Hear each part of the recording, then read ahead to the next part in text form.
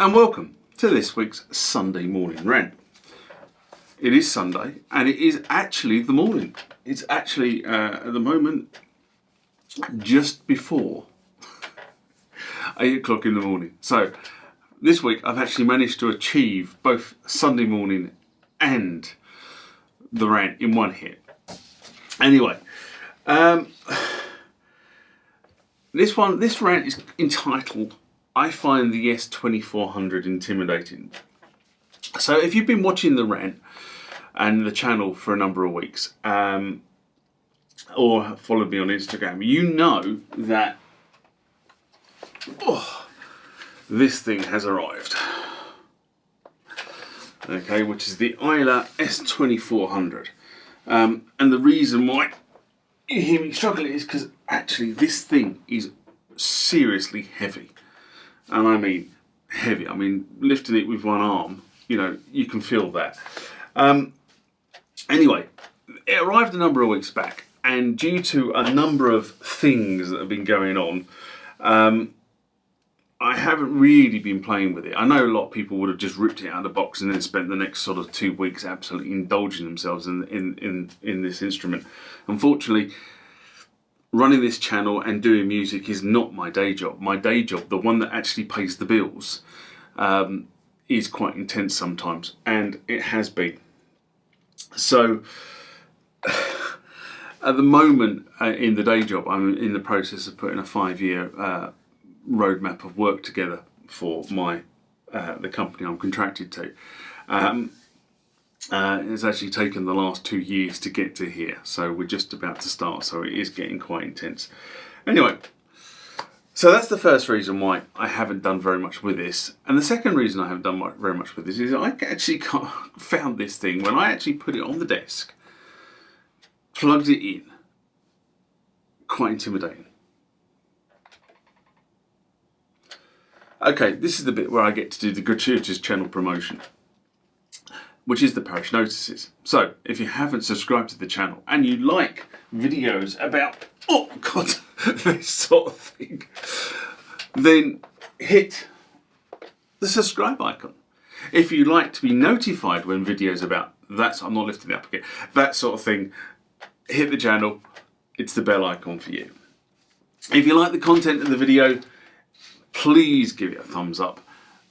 Helps the video, helps me understand what you like.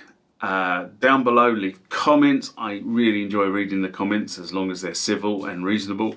I don't mind people having differences of opinion to me, but just be civil.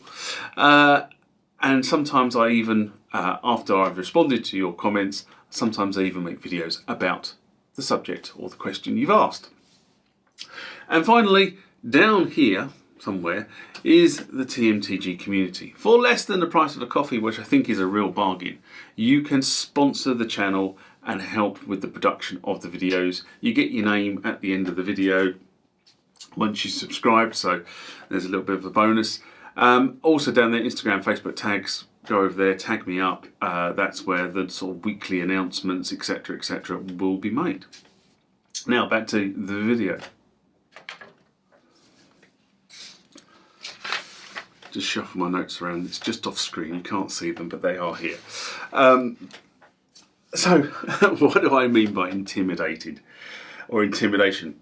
Well, I'll take you back a couple of years to the point where the Kronos arrived. So I remember that quite well because it was after the separation from my ex. It probably was the first major keyboard investment I had made when I decided I was going to start playing again. And this thing arrived and I carefully unboxed it and I looked at it and thought, you know what, this really looks like a proper keyboard. I then plugged it in, as you do, and I started playing with it. And although I was making, you know, as you do with new keyboards, and you see people all the time on here, including me, go, oh, what does this one do, and what does this one do, and what does this one do? Oh, this is a great noise, and but after you get over that sort of initial euphoria, if you like, I knew pretty quickly that what I bought was a beast. I knew there was so much this keyboard could do, and it was going to take me a long while to scratch the surface. And if I'm honest with you, I found the functionality on the Kronos daunting. I really did find the functionality on the Kronos daunting, because I come from, again, playing keyboards many years ago to having a few keyboards scattered around when I was with my ex, to the point where I pretty much had this beast of a keyboard in front of me. But over the years I've learned how to do a lot of things with the Kronos and with the Oasis, because they're both built on very similar workflows. But you see, when I bought the Kronos, the kind of key was that before the Kronos 2, which is the version I've got, there was the Kronos, the original Kronos, which was the black one. Then there was the Kronos X, which was the sort of one with the big X on it. And then obviously the Kronos 2 arrived with those nice wooden end pieces on it. Which, by the way, in order to protect the wooden end pieces and moving the Kronos around, I went and bought a thumping great big case for it, which has wheels on it, because again, anybody will tell you the Kronos is not massively heavy, but when you put it in a case, and the fact it's 6 foot long, it does actually make it quite awkward to move around. So if you're going to buy a case for keyboards like that, make sure you get the wheels put on them as well. Anyway, but there was a lot of material that had arrived and surfaced on places like YouTube and Twitch and God knows where else. And the Kronos and the Korg website as well. Korg actually do publish quite a lot of material, or did publish quite a lot of material around the Kronos. So there was a lot of material around that allowed you to sort of work out how to do things and how the Kronos worked. And one of the things I can assure you is the fact that even though I've had the Kronos for a number of years, I haven't done an awful lot of video with the Kronos. I kind of thought with the Kronos that there were a lot of other people doing stuff, and I didn't think my keyboard playing was up to the standard that I needed to be able to sort of publish videos like that. It's getting better, it's improving, you know, but I keep taking sort of great big chunks of hiatus because of what's been going on in my personal life. But I need to get back to playing, and this space is allowing me to do that. But funny enough, the Kronos was actually what instigated this channel, because I had to keep going looking things up, and I thought, if I have to keep going looking things up and it's not obvious and people are not making videos specifically about what I'm trying to find, then maybe I should be making videos about it. And that's kind of what started this channel off. So it's sort of kind of ironic that actually I haven't done very much of the video with the Kronos itself. Anyway, that will be changing this year. That will be changing this year as I get myself back on my feet. But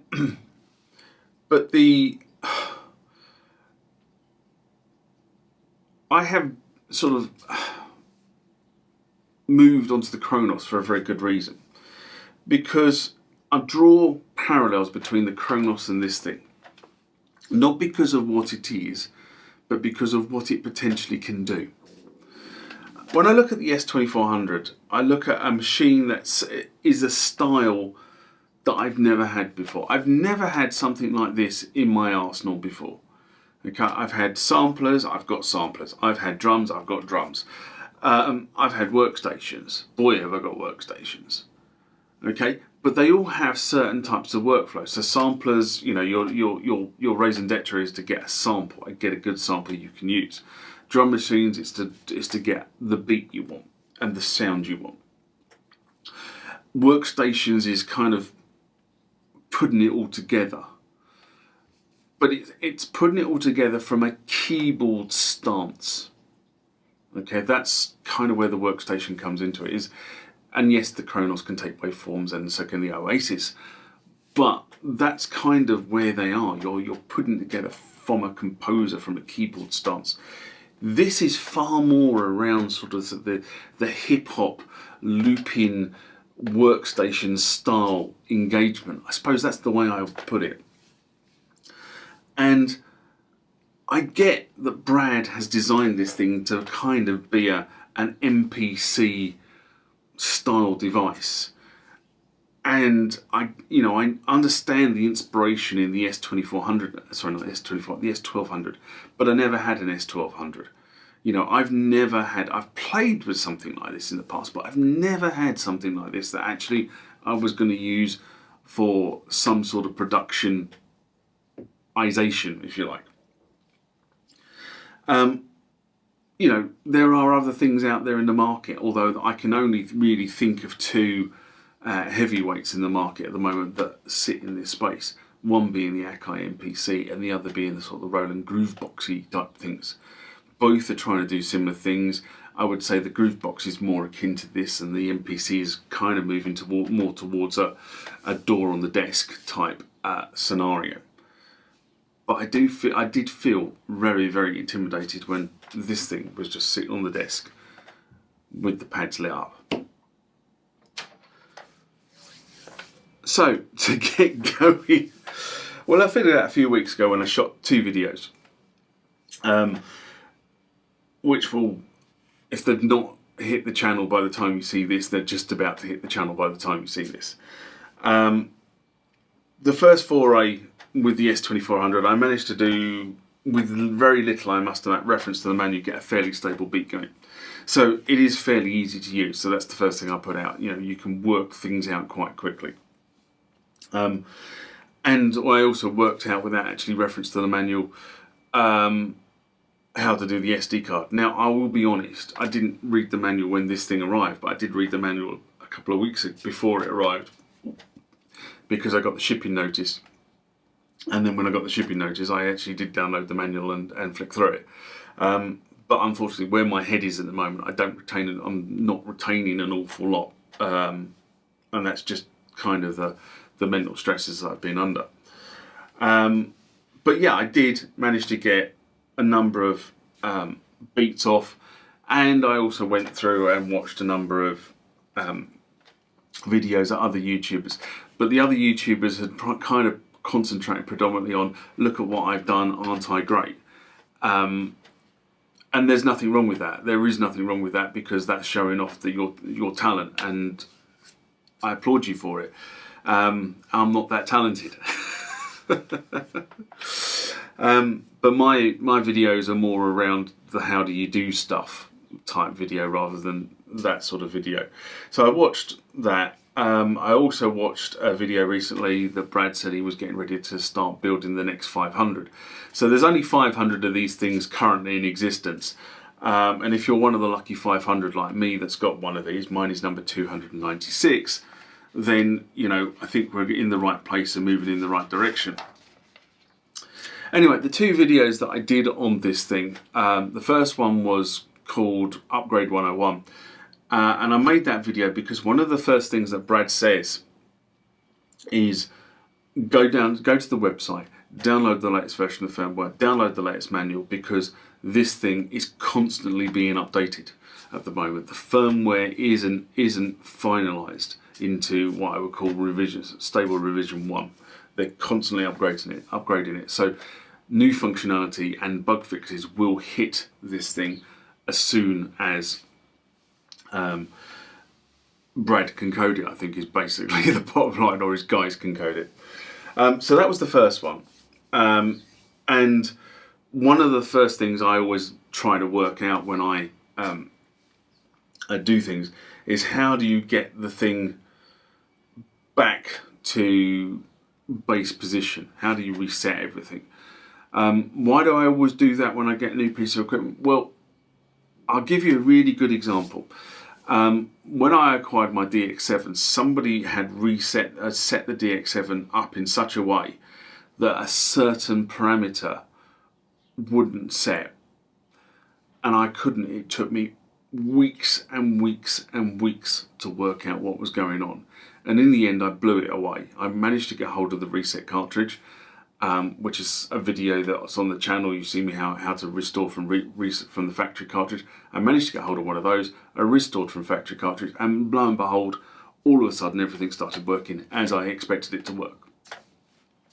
So that's kind of the first reason. So actually, when you buy a piece of second-hand equipment, you don't know how people have had their equipment configured, and it can drive you nuts trying to get it to configure the way you want it to go without doing a factory reset.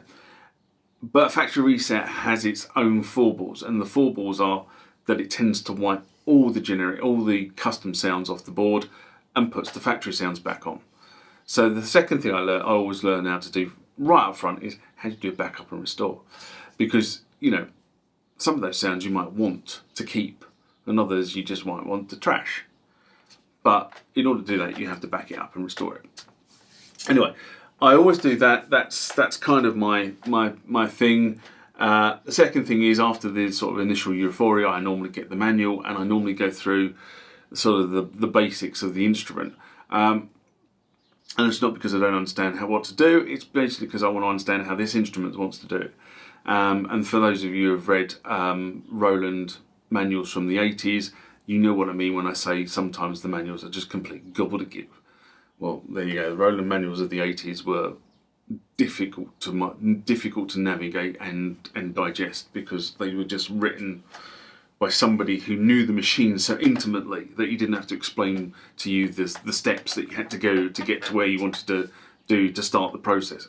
You get the drift. Anyway, so that was kind of upgrade 101.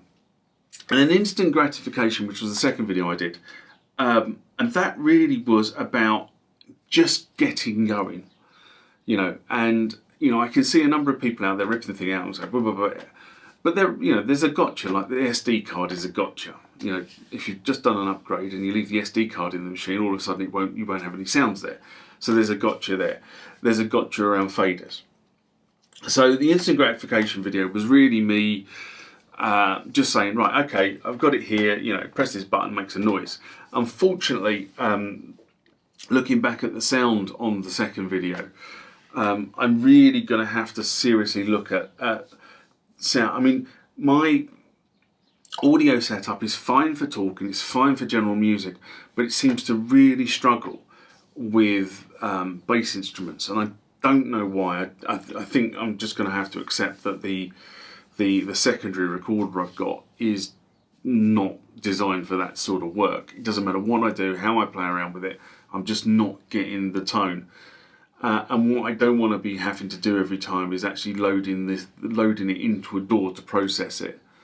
That's not where I want to be when I'm videoing like this. I mean, yes, if I'm doing production, that's where the DAW comes in, but if I'm doing video like this, I don't want to be doing that. So I think the next upgrade, when some money arrives, and thank you Patreons, because you are supporting the channel, and that's great. And that will be, I'll be drawing some of that money down to buy this sound device, whatever it happens to be, going forward. So I apologise for the sound quality on that particular video, but hopefully it gives you the ideas of how to get going, and to be able to actually start recording your beats on the sequencer. Anyway, that was the second one. But I suppose really what I'm leaving this rant with is out to the community out there. Do you, when you sit in front of a piece of equipment, do you feel intimidated? I've very rarely have I been intimidated by a piece of musical equipment, but there have been a couple of occasions. Kronos, as I say, was one of them. This thing is another one. I think the Jupiter 80 was another one when I got my Jupiter 80, because again I sat there with this thing that made some fantastic sounds, and then you got into the editing, and the editing was just mind-blowing on the Jupiter. When you actually start putting the sounds together, I mean, I've got to be honest and say, if you get offered a Jupiter 80, God, why wouldn't you buy one? Right? Why wouldn't you buy a Jupiter 80? I mean, it is a absolutely phenomenal machine, and why Roland just did such a short production run of it is actually beyond me. Because I mean, I don't have it here, and it's one of the keyboards I want to get back here. That and the combination of the Jupiter 80 and the Kronos is so mighty. It really is. It's phenomenal. Anyway, but do you ever feel intimidated by a machine? if you do, leave your comments, leave your experiences down below, and we can, I can sift through them and see if there's anything that's worth actually putting out to the wider world as, these are people's experiences. The other side of new machinery is the frustration factor. And what do I mean by that is, it can do it, but you can't make it do it. It doesn't matter which button combinations you're pressing, and that's kind of where people like me come in, because we try to figure it out and put videos on YouTube that tell you how to do it. But is there something you're trying to do on the machine that you can't do?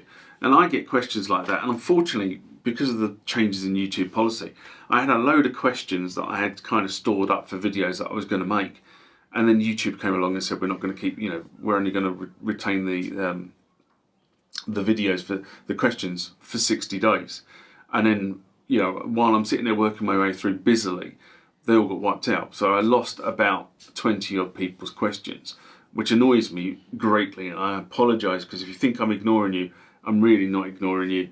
That's seriously what happened. Is what I tend to do is I tend to hold the question in a holding area on YouTube. That means you can't see it until I've made the video, and then I can respond saying here is the video, or here's the answer. So I profusely apologise for that, but it really wasn't my doing. The problem is we are slaves to YouTube, so we don't make a lot of money out of YouTube. More views, more subscriptions, you get a little bit more money, but if I'm brutally honest, I probably make a cup of coffee a day, if that. So you kind of get the drift of, there's people running around being YouTube millionaires, and people watch flamboyant rubbish, because especially things like videos that offer to make you money quick, and the only person who makes money quick is the guy shooting the video, I can assure you of that.